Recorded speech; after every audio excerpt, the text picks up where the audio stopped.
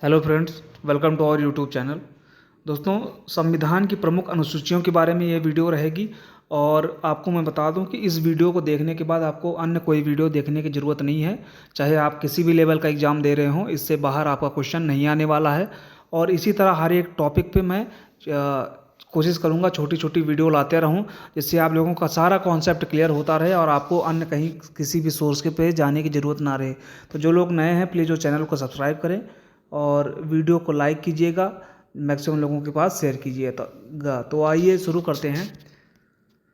दोस्तों, आपको बता दूं कि अनुसूचियों में कितने विषय होते हैं और किस अनुसूची में कितने विषय हैं, कौन सी अनुसूची किस संशोधन के तहत बनाई गई थी, मूल संविधान में कितनी अनुसूचियां थीं और वर्तमान में कितनी अनुसूचियां हैं।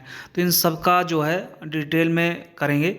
और आइए शुरू करते हैं जल्दी से। तो दोस्तों, आपको बता दूं कि सबसे पहले कि संविधान में टोटल मूल सूचियां जो थी, मूल संविधान में वो 8 अनुसूचियां थी। अभी वर्तमान में जो हैं आपकी वो 12 अनुसूचियां हैं। 9, 10 और 11 और 12 ये ऐड की गई थी बाद में। और किस संविधान संशोधन के तहत ऐड की गई थी और किनमें किस अनुसूची में कितने विषय हैं, आइए आगे देखते हैं। तो दोस्तों, सबसे पहले बात करते हैं भारतीय संविधान की प्रथम अनुसूची का। तो इसमें भारतीय संघ के घटक राज्य एवं केंद्र शासित प्रदेशों का उल्लेख है। प्रथम अनुसूची का उल्लेख भारतीय संविधान के अनुच्छेद 1 तथा 4 में किया गया है। तो दोस्तों, आपको बता दें, चाहे अनुसूची 1 हो या आर्टिकल या अनुच्छेद 1 हो, वो दोस्तों आपके भारत और उसके राज्य क्षेत्रों या आप कह सकते हैं संघ एवं उसके राज्य क्षेत्रों के बारे में ही वर्णन करता है। तो आपको ये बिल्कुल याद रखना है कि जो प्रथम अनुसूची या प्रथम अनुच्छेद की बात होगी वो संघ एवं उसके राज्य क्षेत्र की ही बात करेगा। अब नेक्स्ट बढ़ते हैं आगे। संविधान की दूसरी अनुसूची। तो दूसरी अनुसूची में जो है पदाधिकारियों को प्राप्त होने वाले वेतन भत्ते और पेंशन का उल्लेख किया गया है इसमें।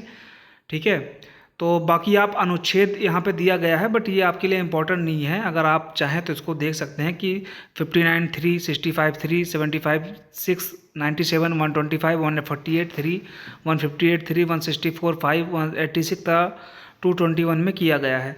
तो बहरहाल इसको आपको याद करने की जरूरत नहीं है, ये मैंने एक्स्ट्रा इन्फॉर्मेशन के लिए दे दी है। अगर आप चाहें तो इसको नोट डाउन कर सकते हैं। बट आपको जो ध्यान रखना है, ये रखना है कि अनुसूची 2 में आपका वेतन भत्ते और पेंशन की बात की गई है। तो इसको आप इस तरह से याद कर सकते हैं कि नंबर 2 का पैसा आता है, तो अनुसूची 2 में पैसे से मतलब वेतन भत्ते और पेंशन की बात हो रही है। तो आप इस तरह से याद कर सकते हैं। अब चलते हैं, आगे बढ़ते हैं। तीसरी अनुसूची में जो है आपका शपथ ग्रहण दिया गया है। बाकी ये नीचे जो अनुच्छेद दिए गए हैं, ये आपको मैंने बस एक इन्फॉर्मेशन के तौर पे दे दी है कि आप अनुच्छेद में कहाँ से लिंक कर सकते हैं। बाकी आपके लिए इम्पोर्टेंट यही है कि तीसरी अनुसूची में जो है आपका शपथ ग्रहण जो है ये तीसरी अनुसूची में है। तो इसकी ट्रिक यही है दोस्तों कि 3 तलाक होता है जैसे, वैसे ही आप शपथ को याद कर सकते हैं कि तीसरी अनुसूची में मतलब 3 तलाक मतलब शपथ की बात की गई है। तो यहाँ से आप रिलेट कर सकते हैं। तो तीसरी अनुसूची में आपका शपथ ग्रहण समारोह है। फिर नेक्स्ट आगे बढ़ते हैं, चौथी अनुसूची की बात करते हैं दोस्तों। तो इसमें राज्यों एवं संघीय क्षेत्रों के राज्यसभा में प्रतिनिधित्व का विवरण दिया गया है। तो चौथी अनुसूची मतलब दोस्तों चौथी अनुसूची मतलब एक तरह से हम ये कह सकते हैं कि जो नेता होते हैं उनमें से कुछ नेता जो होते हैं वो चोर होते हैं। वो कोई भी काम नहीं करना चाहते, सिर्फ जनता का पैसा खाना चाहते हैं। तो कुछ लोग चोर लोग जो होते हैं वो नेता बन के राज्यसभा में चले जाते हैं। तो चा से चोर और चा से चौथी अनुसूची मतलब जो चोर होते हैं वो राज्यसभा में बैठते हैं। चोर इन द सेंस कि ऐसा नहीं है कि सारे लोग, कुछ लोग होते हैं जो नेताओं में जो नहीं करते हैं काम, उन लोगों की बात मैं कर रहा हूँ। इसको अन्यथा मत लीजिएगा, ये एक ट्रिक है बस याद करने की। तो चौथी अनुसूची मतलब कि राज्यसभा में प्रतिनिधित्व या राज्यसभा में सीटों का आवंटन, ये होता है आपकी चौथी अनुसूची। अब बात करते हैं पांचवी अनुसूची की। पांचवी अनुसूची में आपके अनुसूचित क्षेत्रों और अनुसूचित जनजाति के प्रशासन और नियंत्रण के बारे में उल्लेख किया गया है। ये आप ध्यान रख सकते हैं, पांचवी अनुसूची का उल्लेख भारतीय संविधान के अनुच्छेद 244(1) में किया गया है। तो ये चूँकि इम्पॉर्टेंट है, तो इसलिए इसको आप ध्यान रख सकते हैं कि पांचवी अनुसूची में अनुसूचित क्षेत्रों और अनुसूचित जनजाति के बारे में उल्लेख किया गया है। ठीक है दोस्तों, तो यहाँ पे पांचवी अनुसूची होगी। अब चलेंगे छठवीं अनुसूची में। छठवीं मतलब जो छूट गया था, तो छूट उसका यहाँ पे वर्णन किया गया है। जैसे असम, मेघालय, त्रिपुरा और मिजोरम राज्य के जनजातीय क्षेत्रों के, मतलब वहाँ पे सारे राज्यों की बात हुई है, सारे राज्यों के अनुसूचित जाति और जनजाति की बात हुई है। बट जो छूट गए थे, आप इस ट्रिक से याद कर सकते हैं, ये 4 राज्य असम, मेघालय, त्रिपुरा और मिजोरम, ये छूट गए थे, तो इनकी चर्चा की गई है। इनमें जनजातीय क्षेत्रों के प्रशासन के बारे में वर्णन किया गया है 6ठी अनुसूची में, तो इस ट्रिक से आप याद कर सकते हैं। फिर आते हैं सॉरी 7वीं अनुसूची की बात करते हैं। तो 7वीं मतलब सबका साथ सबका विकास। सबका साथ सबका विकास कौन किसका साथ की यहाँ पे बात हो रही है? तो यहाँ केंद्र और राज्य के संबंध की बात हो रही है। तो दोस्तों 7वीं अनुसूची में संबंध स्थापित हो रहा है किसके? केंद्र और राज्य के बीच में। तो यहाँ से आप याद कर सकते हैं। अब इसमें थोड़ा सा डिटेल में चलेंगे। केंद्र राज्य संबंध जहाँ पे होता है वहाँ पे 3 सूचियों की बात होती है इसके अंतर्गत, एक संघ सूची, एक राज्य सूची और एक समवर्ती सूची। ठीक है दोस्तों, और ये भी इम्पोर्टेंट है कि 7वीं अनुसूची का उल्लेख भारतीय संविधान के अनुच्छेद 246 में किया गया है। ये आप नोट डाउन करिएगा, बहुत इंपॉर्टेंट है दोस्तों, बता रहा हूँ। इसके अलावा आपको कुछ नहीं पढ़ना है, और जो लोग नए हैं प्लीज़ वो चैनल को सब्सक्राइब कर लें। तो इसमें संघ सूची, राज्य सूची और समवर्ती सूची इसके अंतर्गत आती है 7वीं सूची के, जिसमें संघ सूची सबसे पहले हम पढ़ेंगे। संघ सूची उसे कहते हैं जिन विषयों पर संघ जो है कानून, मतलब केंद्र सरकार या संघ जो है कानून या केंद्र सरकार कानून बनाती है, उसे संघ सूची कहते हैं। इसमें जो मूल, जब ये लागू किया गया था तो मूल जो विषय थे वो 97 थे, बट जो करंट में अगर आप देखेंगे तो इसमें 99 विषय हैं, मतलब 2 और ऐड हुए हैं इसमें। जैसे कि एग्जाम्पल ले लेते हैं, रक्षा हो गया, विदेशी मामले, मुद्रा, रेलवे, आयुध, परमाणु ऊर्जा, पासपोर्ट, वीजा, राष्ट्रीय राजमार्ग, बंदरगाह, डाक, तार, टेलीफोन, डाकघर इत्यादि, ये जो है सब संघ सूची में आते हैं। मतलब इन पे जो कानून बनेगा या संघ बनाएगा। ठीक है। सेम अब राज्य की बात करते हैं। तो राज्य सूची में क्या होता है कि जो राज्य सूची का कानून होता है वो राज्य सरकार बनाती है कानून। अभी राज्य सरकार जो कानून बना सकती है, इसमें लागू होने के टाइम पे 66 विषय जो है थे। ठीक है। अब बात करते हैं समवर्ती सूची की। इस सूची में दिए गए विषय पर केंद्र और राज्य, तो समवर्ती सूची में दोस्तों केंद्र और राज्य दोनों सरकारें कानून बना सकती। सॉरी, यहाँ पे एक छूट गया है आपका, 1 मिनट। ये राज्य सूची में दोस्तों, राज्य सूची में आपका छूट गया था कि जो संविधान लागू हुआ था तो मूल विषय जो थे आपके वो 66 थे, लेकिन वर्तमान में आपके कितने विषय हैं? तो वर्तमान में 62 जो हैं ये करंट में हैं। ठीक है, ये आप ध्यान रखिएगा। और संघ में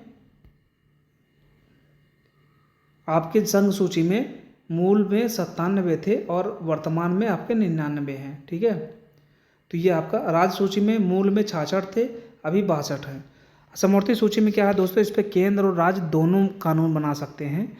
इसमें लागू होने के समय पे 47 विषय थे, वर्तमान में इसमें 52 विषय हैं।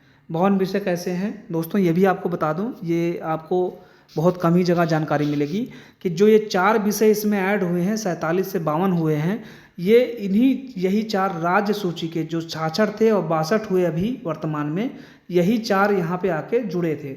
जिसमें जो इसमें जुड़े थे वो था वन, शिक्षा और सॉरी, वन था, शिक्षा था, विवाह था, और एक और था, याद नहीं आ रहा है, ये आर्थिक नियोजन या ऐसे कुछ करके है, वो था। तो दोस्तों इस तरह से आपके 4 आके समवर्ती सूची में जुड़े हुए थे। तो केंद्र और राज्य दोनों सरकारें इस पर कानून बना सकती हैं। मूल में इसमें 47 विषय थे, वर्तमान में 52 विषय हैं, वही 4 विषय आके यहाँ पे जुड़े थे और वहाँ पे राज्य में कम हुए थे। इसमें दंड, विधि विवाह व विवाह विच्छेद, वन, शिक्षा, विधिवृत्ति, चिकित्सा वृत्ति, जनसंख्या नियंत्रण एवं परिवार नियोजन, संपत्ति का आयोजन एवं अधिग्रहण, जन्म व मृत्यु का पंजीकरण इत्यादि आते हैं इसमें। आपका दोस्तों एक और बता दूं, समवर्ती सूची में जीएसटी आपका जो है ये समवर्ती सूची में आता है। बहुत इंपॉर्टेंट क्वेश्चन है दोस्तों, इसको नोट रखिएगा। जीएसटी आपका जो है ये समवर्ती सूची में आता है, या कई बार पूछा गया है। नेक्स्ट चलते हैं भारतीय संविधान की 8वीं अनुसूची। तो दोस्तों इसमें 8वीं मतलब अटखेलियाँ करना। अटखेलियाँ किस में करता है कोई व्यक्ति? अपनी भाषा में। तो 8वीं अनुसूची में आपकी भाषा का उल्लेख किया गया है। तो मूल रूप से आपकी 8वीं अनुसूची में 14 भाषाएं थी, लेकिन अभी कितनी भाषाएं हैं? तो अभी दोस्तों आपकी 22 भाषाएं हैं। तो इसमें देख भी लीजिए, 1967 ईस्वी में सिंधी को और वर्ष 1992 में कोंकणी, मणिपुरी तथा नेपाली को तथा 2003 में डोगरी, बोडो, मैथिली और संथाली को 8वीं अनुसूची में शामिल किया गया। तो टोटल आपकी 22 हो गई। 8वीं अनुसूची का उल्लेख भारतीय संविधान के अनुच्छेद 344(1) तथा 351 में किया गया है। तो इसमें यह भी बता दिया गया है कि कब कौन सी भाषा जो है वो जोड़ी गई थी, ये आप नोट कर सकते हैं। अब बात करते हैं 1 मिनट 9वीं अनुसूची की। तो 9वीं अनुसूची मतलब होता है नापना, ना से नापना, ना से 9वीं, नापना, नापा किसको जाता है? भूमि को। तो इसमें 9वीं अनुसूची में आपका भूमि सुधार का वर्णन किया गया है। ठीक है, तो 9वीं अनुसूची में आपका भूमि सुधार है, या आप कह सकते हैं राज्य द्वारा संपत्ति के अधिग्रहण की विधियों का उल्लेख किया गया है। ये जो है आपका पहले संविधान संशोधन के द्वारा ऐड किया गया था 9वीं अनुसूची, फर्स्ट CA। ठीक है, पहले संविधान संशोधन 1951 में ये ऐड किया गया था 9वीं अनुसूची। ठीक है, इसमें एक और ये है, ये इंपॉर्टेंट, ये कोई आपको नहीं बताएगा। इस सूची में 24 अप्रैल 1973 के बाद शामिल सभी विषयों को उच्चतम न्यायालय समीक्षा कर सकता है। ठीक है, और इसका उल्लेख 31 खां में किया गया है। नेक्स्ट चलते हैं संविधान की 10वीं अनुसूची। तो 10वीं अनुसूची मतलब दा से मतलब दल बदल। तो इसमें दल बदल की बात की गई है, दा से 10वीं और दा से दल बदल।